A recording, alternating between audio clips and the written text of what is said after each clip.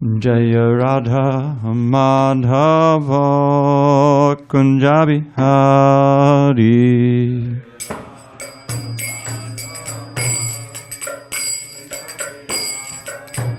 Jaya Radha Madhava Kunja Bihari.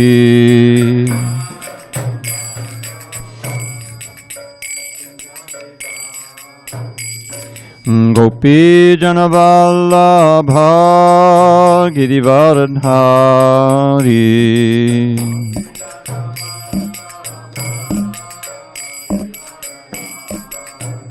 Jaya Gopi Janavallabha Girivaradhari.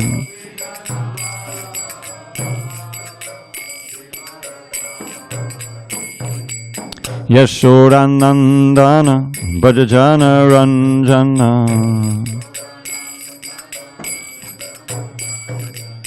Yashodanandana Bhajajana Ranjana.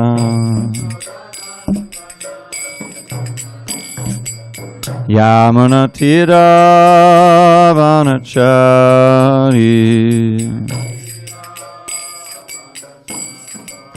Jamuna Tira Vanachari.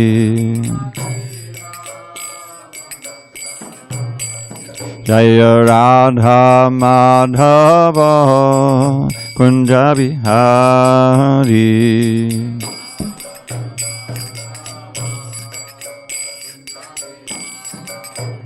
Jaya Radha Madhava Kunja Bihari.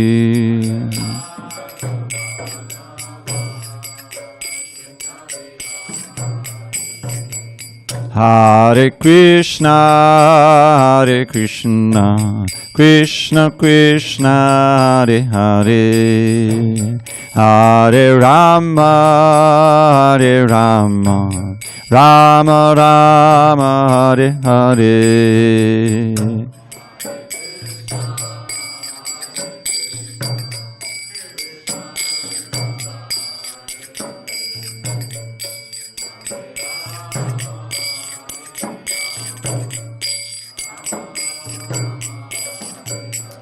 Hare Krishna, Krishna Krishna, Hare Hare, Hare Rama, Rama Rama, Hare Hare.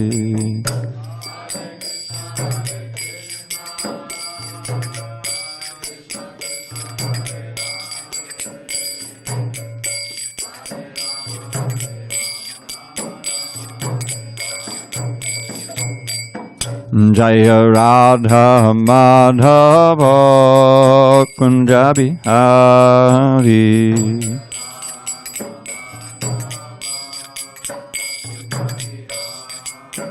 Jaya Radha Madhava Kunja Bihari.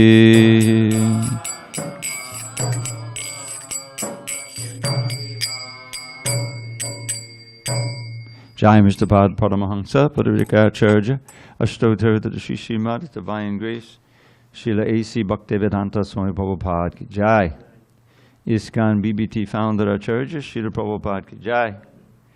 Jai Vishnu Pad Paramahamsa, Padavrikaracharya, Ashtotar to the Srimad, Divine Grace, Srila Bhakti Siddhanta Saraswati Thakur ki Jai. Ananta Koti Vaishnavindra ki Jai. Namacharya Srila Haridas Thakur ki Jai. Grantharaj Srimad Bhagavatam ki Jai. Samaveda Bhaktivinoda ki Jai. All glories to the assembled devotees. All glories to the assembled devotees. All glories to the assembled devotees. All glory to Sri Guru and Gauranga.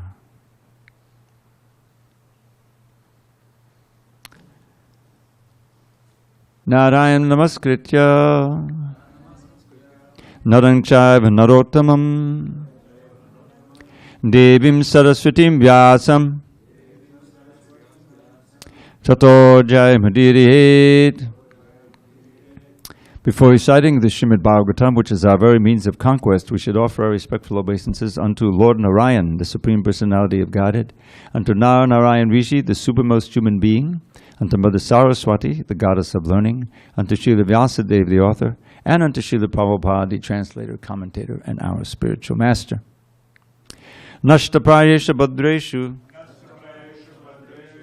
Nityam Bhagavata Sevaya Bhagavatyuttama Shloke Bhaktim Bhavati Naishtiki. By regular attendance in classes on Srimad Bhagavatam and by rendering devotional service to the pure devotee, all that is inauspicious within the heart is destroyed almost to nil, and loving devotion to the Supreme Lord, who is glorified in the best of songs, is established as an irrevocable fact. Om Namo Bhagavate Vasudevaya. Om Namo Bhagavate Vasudevaya. Om Namo Bhagavate Vasudevaya. On this 27th day of March 2022 in San Diego, we're reading from Srimad Bhagavatam, translation and commentary by His Divine Grace HG Dravida Swami Prabhupada. Canto 5, The Creative Impetus, Chapter 14, The Material World as the Great Forest of Enjoyment, Text 28. And I think we'll take our lead from Hari Parshad Prabhu, and we'll do it word by word so you can all chant. Kvapi Deva Mayaya Striya Bhuja Latopagudaha Praskanna Viveka Vijnano Yadvihara Viharam Bakula Vidiyas Tad Ashriyavasakta Sutta Duhitra Kalatra Bhashitavaloka Vichestita Parita Vidya Atmanam Ajitatma Pare Andhe Tamasi Pahinoti. Okay, so I'm going to read these myself. If you have a device, you can read along, but we're not going to repeat them because it'll take too much time. Kvapi, somewhere, Deva Mayaya, by the influence of the illusory energy, Striya, in the form of one's girlfriend or wife, Bhujalata, by beautiful arms, which are compared to tender creepers in the forest. Oh, I'm sorry. Did we read this? Previous verse. Yeah, 27. I'm sorry. So I'll read the sorry about that. I'll read the synonyms to that one. Advani, on the path of material life. Amushman, on that. Ime, all these. Upasarga, eternal difficulties. Tata, so much also. Sukha, so-called happiness. Dukkha, unhappiness. Raga, attachment. Dvesha, hate. Bhaya, fear. Abhimana, false prestige. Pramada, illusion. Unmada, madness. Shoka, lamentation. Moha, bewilderment. Lobha, greed. Matsarya, envy. Irsha, enmity. Avamana, insult. Chut, hunger. Pipasa, thirst. Adi, tribulations. Vyadi, disease. Janma, birth. Jara, old age. Marana, death. Adya, so on. I think he covered everything. If he didn't, put the Adya in. Translation. In this materialistic life, there are many difficulties, as I have just mentioned, and all of these are insurmountable.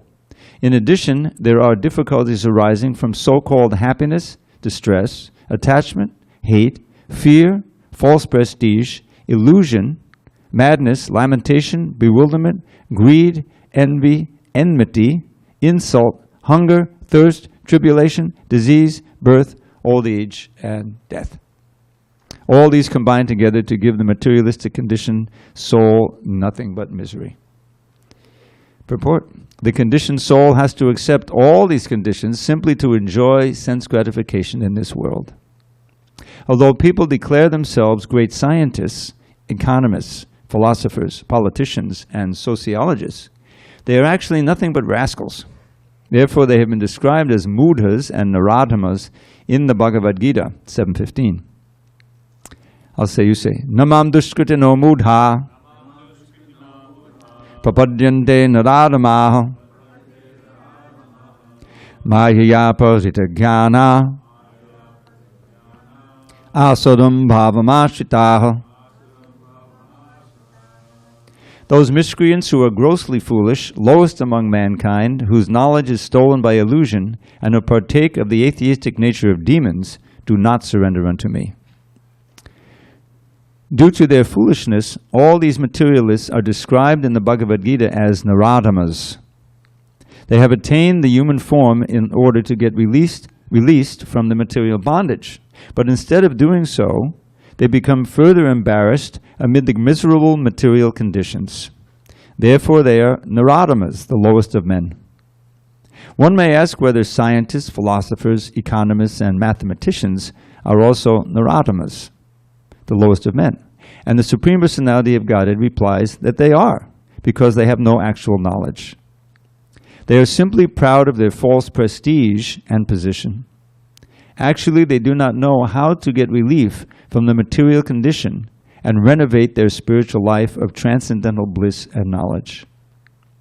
Consequently, they waste time and energy in the search for so-called happiness.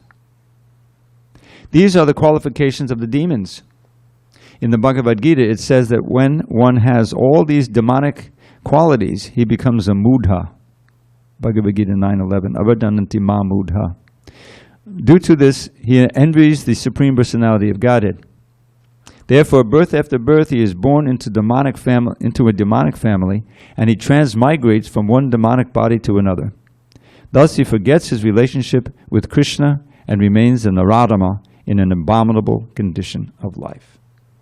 Om Jnana Timirandasya Jnanandana Shalakaya Chakshur Unmilitam Mena Tasmai Shri Gurave Namaha. I was born in the darkness of ignorance, but my spiritual master, Srila Prabhupada, opened my eyes with the torchlight of knowledge. I offer my humble obeisance unto him and all members of Sri Parampara. So this is quite a list in this particular verse of the difficulties in this material life that bring misery and fear and keep one in a bound up in this illusion of trying to enjoy in this material world. And we see that there's a large list here, and I'm sure it could be extended. But the cause of this constant fear and anxiety and difficulties and illusion, madness, lamentation is one. And that cause is that we've left our eternal shelter. We've turned our back on Krishna, and we become absorbed in the dualities of this material world. I've quoted this verse before in this chapter. Bhayam dvitiya bandhabeshe takshari shadapetase viparyo asmati. So the first word in this verse is bhayam, fear. And this is the underlying quality in the material world that's all-pervading. We might not experience it so much at any given moment, but that's only because we're in illusion.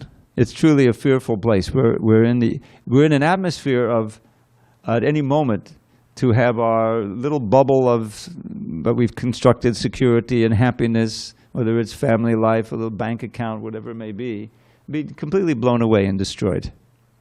And that when there's a threat of that, which it is all of the time, when we become aware of the threat, it becomes imminent, then fear arises. And that fear is the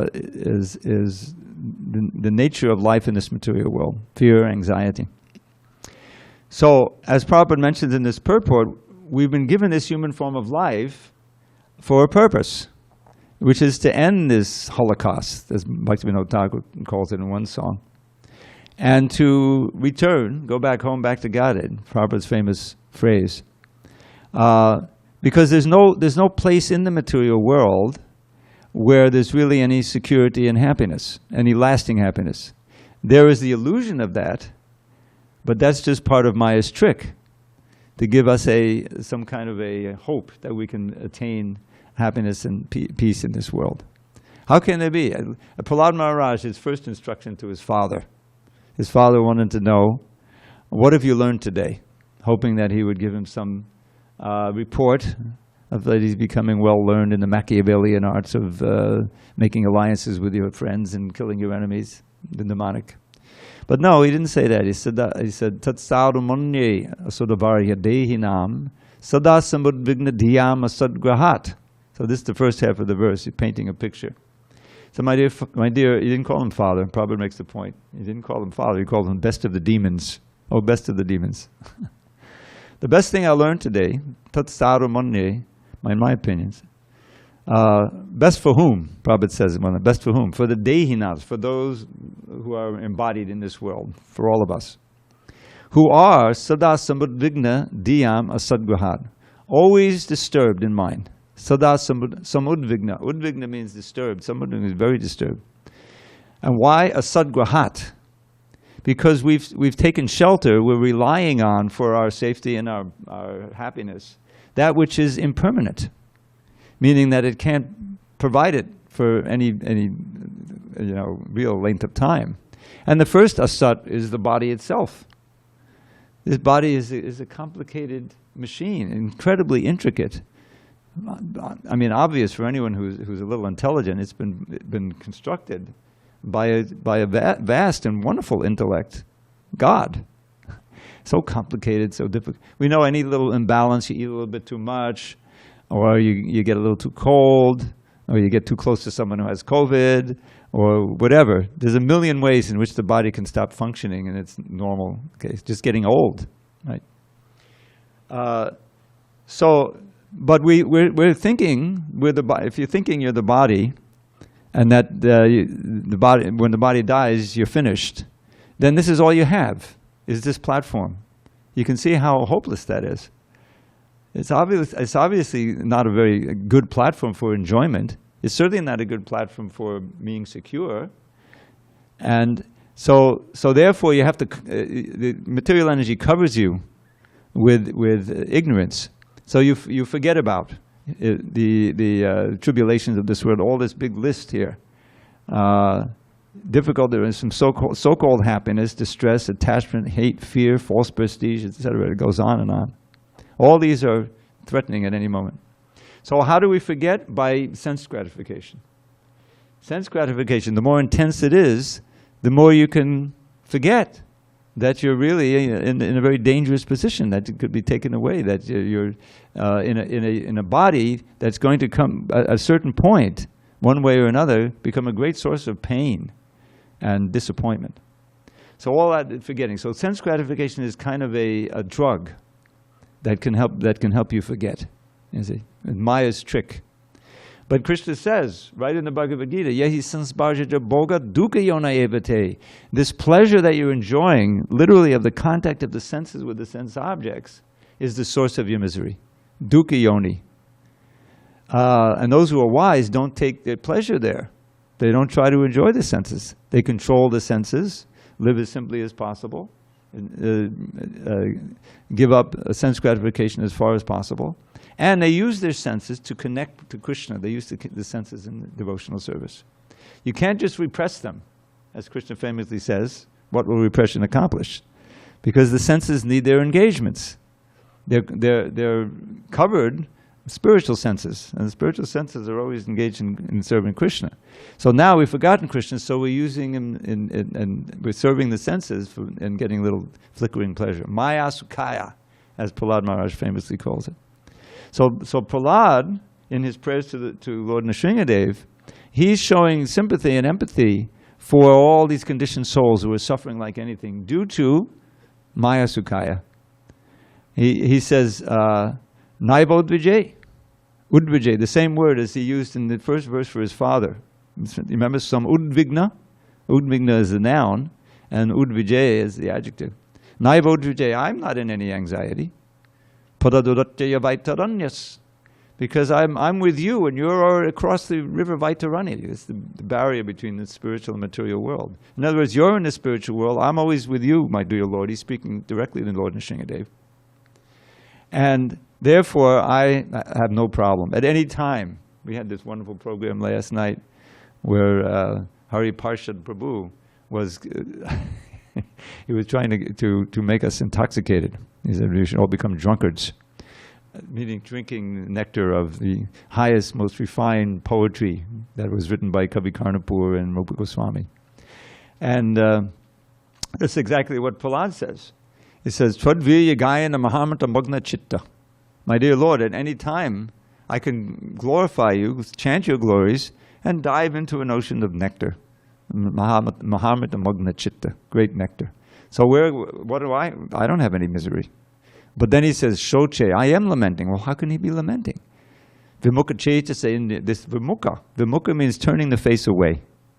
For those who've turned their face away from Krishna, and for the sake of Maya Sukhaya, illusory happiness, Maya Sukhaya Badam Udvahito Vimudhan. These Vimudhas, Prabhupada talks about the mudhas and Krishna does, Navam Dashkrita Mudha. They're trying to enjoy this flickering happiness, and he knows that's the source of their suffering. That's why they're suffering. So because he's paradukkha dukhi, this is the real quality of the great devotees, means they're feeling the pain of others. This is the definition of empathy, is that you can't be happy if everyone is miserable, and you want to try to make them happy, like you are. Just the opposite of this sociopathy. You take pleasure in others' pain. Paradukkha sukhi. There are people like that, who enjoy giving others misery. And unfortunately, that's prominent in the world today. So devotees are just the opposite. They can't be peaceful and happy if there are so many people in misery. They themselves, this is why Prabhupada says, he's happy and sad at the same time. He's happy in and of himself because he's with Krishna. He's glorifying Krishna.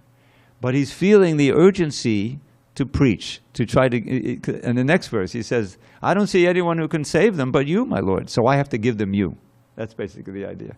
That's what devotees do, the preachers. They give Krishna to others. They give the knowledge by which people can understand their situation, and they give the books of Srila Prabhupada, basically the Shastra. And they themselves are examples. So people can see, oh, this person is not like me. He doesn't show all the anxiety and the worry and things like that. And so they become interested in taking the process. This is the impetus for the preaching movement.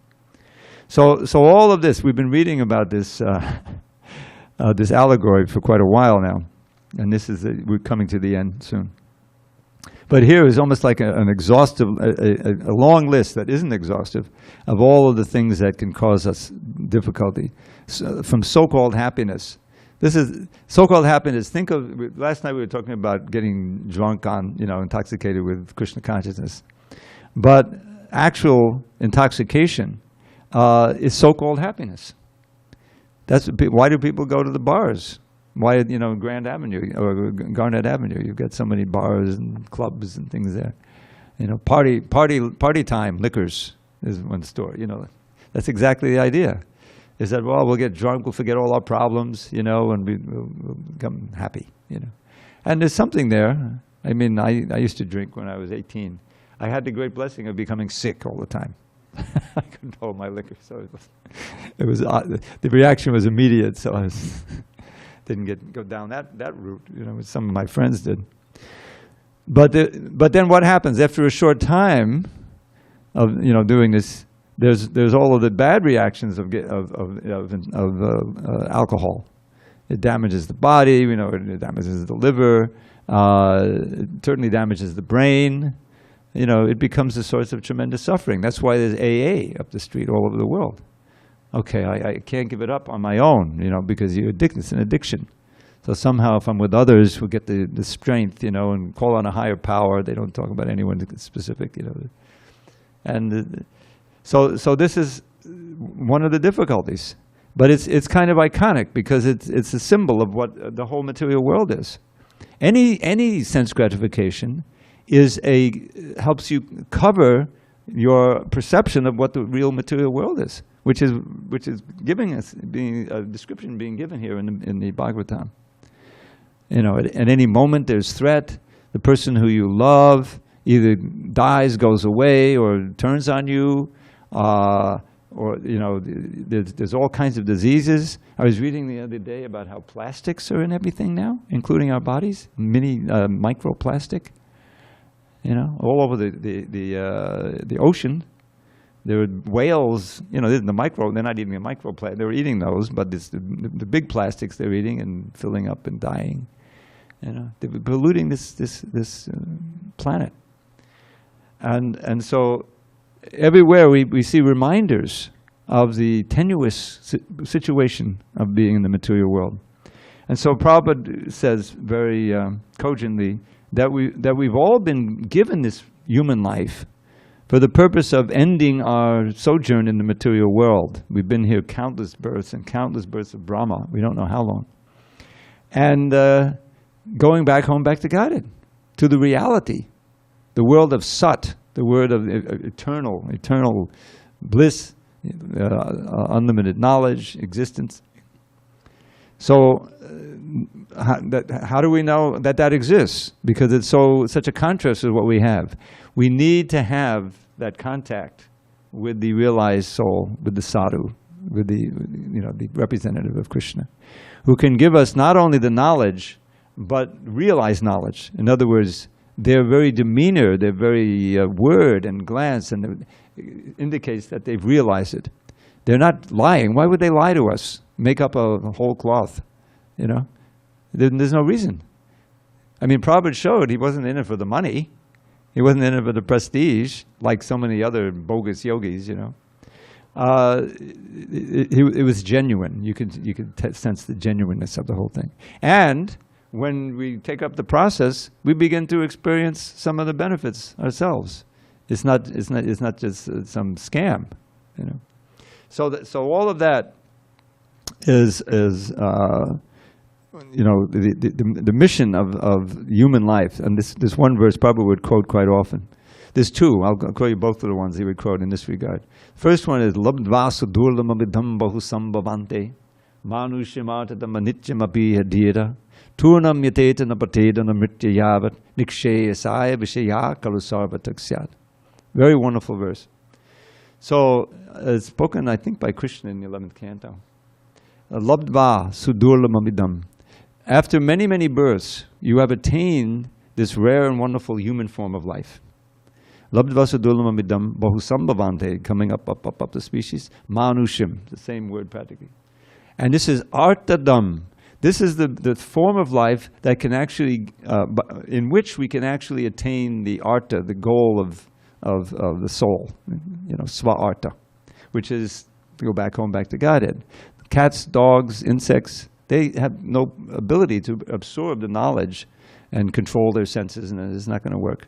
They can benefit from being in the kirtan, taking prasad, no doubt. But in and of themselves, they're not going to probably go back. Lord Chaitanya could do it with the dog. So, but here we are with the human form of life with the superior intelligence. So, artadam. But it's anityam, like all others. Time is passing. Every second counts. We have to be janma mityu jara vyadi dukkha darshana dharsham. One of the principles of knowledge is to always be aware of the evils or the difficulties of birth, old age, disease, and death. So death is coming to all of us. So our time is limited, that's the point. So therefore he says, turnam, immediately, don't waste any time. Yateta, strive. Turnam yateta, as long as you haven't died yet, napateta namritya yavat, strive for what? Nikshayasa. Nikshayasa means the ultimate good. Not this prayas, the shreyas and prayas. Immediate happiness, or maybe I'll plan, maybe when I graduate, then I'll have a good job. Then I'll really enjoy. That's all prayas. Shreyas and nikshayas, the ultimate good is reviving our original relationship with Krishna, our original love for Krishna, and entering, as Hari Parshad Prabhu was pointing out last night, the realm of rasa, the realm of real pleasure, which is that relationship with Krishna, engaging, as we read about in Krishna book, and we know all of the gopis and the gopas are enjoying their particular relationship, which doesn't end. It doesn't have all of the inebrieties, that Prabhupada would say, to relationships here, which ultimately end in disaster and anxiety. If nothing else happens, in the marriage ceremony, what do they say?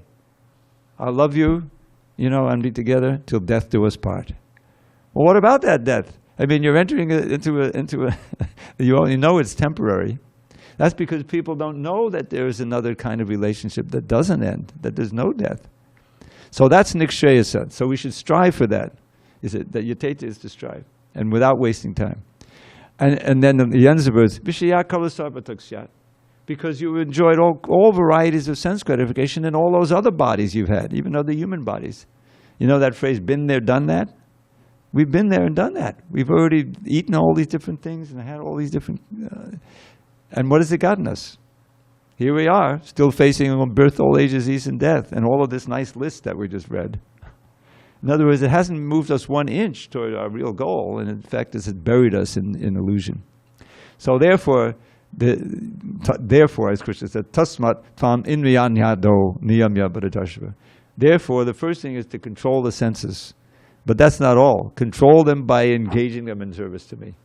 And that we know that that's practical. Prabhupada proved it by spreading Krishna consciousness in every continent. You know, people who never heard of Krishna and would have been judged as completely out of the realm of possibly. But Lord Chaitanya says everybody. All over the world, every town and village, even in Africa, even in South America, even in Russia, even in America. In other words, if you're a human being, you're eligible to take up Krishna consciousness and chant Hare Krishna and absorb this knowledge and control the senses. So that's what this whole allegory is all about, is trying to convince us once and for all that there's no hope in trying to find a place of happiness and security in this world. If nothing else, time is going to get you. You know, I like to quote this verse, this from prayer of Uddhava in the middle of the Uddhava Gita. It says, he paints himself as a conditioned soul. Dashtam janam sampatitam bilesmin kalahina chuddasukora tarsham. So the 2 lines, he paints a very graphic picture. I've been bitten, my Lord, by the poisonous snake of time, kalahina. I've fallen into this snake hole, you know, dangerous and hole of the material world. Dashtam sampatitam, fallen. Bilesmin, here in this bile is a snake hole. And kalahina, the snake, poisonous snake of time. I'm being bitten and, you know, I'm heading toward death. But still, and here's the kicker in this verse, Chuddasukora tarsham. But still, I am very thirsty, I'm very desirous of insignificant sense gratification, in spite of being in this deathly, dangerous situation. Isn't that what the material world is? And that sense gratification provides me a little relief, and I can forget I'm in this dangerous situation. But he doesn't want that. He said, Samudharainam, my dear Lord, he's speaking to Krishna. This is the middle of the Uddhava Gita. Please lift me up completely from this well. You know, Samudharainam, Kripaya Bhavaga Vichobharasincha Mahanubhava. By speaking your blissful words, which are full of mercy, Kripayopavaga, Samudharanam Kripayapavaga Vichoba Asincha, and sprinkle them upon me, this nectar of your words, and in this way deliver me from this dangerous, dark well of suffering in the material world. So this is a wonderful verse, you know, because we've been given the words of Krishna, even though they're not directly spoken by Krishna. They're written down by Vyasadeva, who's an incarnation of Krishna. They're all Krishna's instructions. Just like we say, Srila Prabhupada is preaching Lord Chaitanya's words everywhere, his instructions. So these are all Krishna's instructions, and they are our lifeline. Another one I like to quote, which I wrote a poem to, Rupa Goswami, the same mood as this verse from that Uddhava speaks. Manasijya panidushte, labdapatosmi dushte, timadagahana rupe, hanta sangsara kupe, ajita nikada dakshahe tamundara daksamupanayamamahaste, bhakti rajum namaste. Bhakti rajum. Who can say what that is? You know what a raju is? Yes, so a bhakti, the rope of bhakti. So he says, paints a picture. Fallen in this deep and dark and dirty well of Maya, threatened by the snake of lust, whose venom burns like fire. Helplessly I pray, O Lord, whose strength is near in doubt, place the rope of bhakti in my hands and pull me out. So what's our job? Bhadrinarayan Swami picks up on this. All we have to do is hold on to that rope, right? If we don't, then Krishna can't pull us out. If we're determined to hang out in that well, that poison well, and try to find a place of happiness there, then Krishna will, keep sending his emissaries, but we won't get out. So the rope of bhakti is all these instructions and the process of devotional service, everything we've been given. ISKCON is a strong rope. But we need to hang on by the process of strictly following and taking it seriously and being faithful to the knowledge. And then Krishna will very happily pull us out and take us back home, back to Godhead. So, any discussion on these points?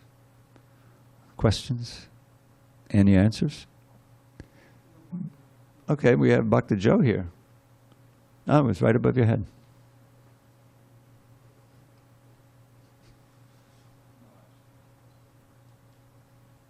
Is it on? Yeah. Hare Krishna. Hare Bol, Joe. The list started with happy, you know, and I have a million reasons to be happy. And but you pointed out, you know, if other people are suffering and living in conditions that are less favorable than mine, then I'm not too happy about that now. So I don't have any questions, but you know, happy. I thought it was a positive word. And then well, yeah, but you forgot one word that preceded the happiness: so-called happiness. So-called happiness. And I think the so-called happiness, it's just, grammatically it would go with all of them, but I think it just goes with the happiness. So-called happiness, real distress, attachment, hate, fear, false prestige. Yeah, so that's the first problem. You know, it's not an accident that's the first thing. Sukha. In other words, this is the maya sukhaya, the illusory, flickering happiness, pleasures that we get in this world, that help us forget that it's a miserable world. As Prabhupada says in one purport, that happiness, the little happiness you get from sense gratification, is the worst enemy of the conditioned soul, because that's, you know, keeping you bound in this world. So that's what we learn. You know, I mean, that's what the four regs are about, is that these things that we've enjoyed, you have to give them up. You know, but as Prabhupada famously says, yeah, you've been eating meat and, you know, all these horrible things, which is just keeping you bound here and accumulating sinful reactions. Your suffering is just waiting for you, you know, even in this life, disease. But we have prasadam, and with all these wonderful preparations. And you can take the prasadam, and that's a sacrament, you know, that helps you get rid of all your sinful reactions, become attached to Krishna consciousness. And so that's the real happiness is bhakti. And the wonderful thing about the powerful process that Lord Chaitanya has given us, chanting, dancing, feasting, and philosophy, you know, the essence of it, is that it's immediately effective. If someone wanders in, you know, to the Sunday program and there's a kirtan, they may stand in the back and check it out, you know, but they're getting the kirtan, you know, it's entering their mind. Becoming intrigued. What are these people dancing about? There's the books, you know, to explain it all. And then if they just hang out long enough, there's the feast, you know, and that everyone can relate to that, right? You know, it tastes really good, you know. So all of that is the way that Krishna is reaching out. The deity is so beautiful. Radharani's got a garland she's going to put on Krishna today. It's really delightful. She's got her own garland, but she's got another garland for Krishna. You see that? It's a very nice touch. But so all of this are ways where our senses, rather than engaging in degrading and you know, sense gratification, can be used to perceive Krishna in so many different ways, chiefly through sound, and we don't even know the benefits. There's so many eons of sinful reactions are being gotten, and you know, you're getting intrigued. So so-called happiness can be replaced with real happiness of Krishna consciousness. And then all the others can fall away. Distress, attachment, hate, fear. These are not so-called, these are real. Hate, fear, false prestige, illusion, madness, lamentation, on and on like that. So I'm sure we've all experienced some of these or all of these in our lifetime. Okay, so we have someone online, or is any else local? Yes, Hare Krishna. Hari Bol, Vijay Krishna Babu, welcome. Thank you very much, Dravida Prabhu. Dandavat pranams. May I? Please. Yes, Prabhu, my question is, if I may, why, after presenting the formula of peace in his Bhagavad Gita as it is, did Srila Prabhupada not win the Nobel Prize? Because the people who give the Nobel Prizes are covered with illusion. They can't recognize supreme value of what Srila Prabhupada gave. This is the disease of the conditioned souls. This is what Maya does. It covers your judgment, your illusion, your knowledge, your real knowledge. And that's, throughout the Gita we hear that. Apitam gyanametina gyanino nityavidana, this lust, it all begins with material desire. Prabhupada says this kama is just prema that's been misdirected, kind of curdled by contact with the modes of nature. And that covers your real knowledge. So that goes for the awarders of the Nobel Prize as well. Even though Prabhupada gave the most valuable thing that could possibly be given, he sacrificed so much, and for this, and showed his real compassion all over the world. They couldn't recognize it. They have some materialistic view of what's really valuable. And so that's the reason. But the prize or no prize, Prabhupada still stands more than head and shoulders, but it's no comparison really for the benefits that he gave and is giving. We should always remember that these books are alive. I mean, these books embody Krishna and Prabhupada, and we can associate it many times with them by reading them in the proper frame of mind. Receptively, submissive oral reception, ardent hearing. And so that the gifts that he gave are dynamic. Someone may discover something and get the Nobel Prize, but after some time, it's forgotten. But these books are living. They're able to transform souls, and they will be for 10,000 years at least. So it's simply a question of the ignorance of those who are giving the prize. But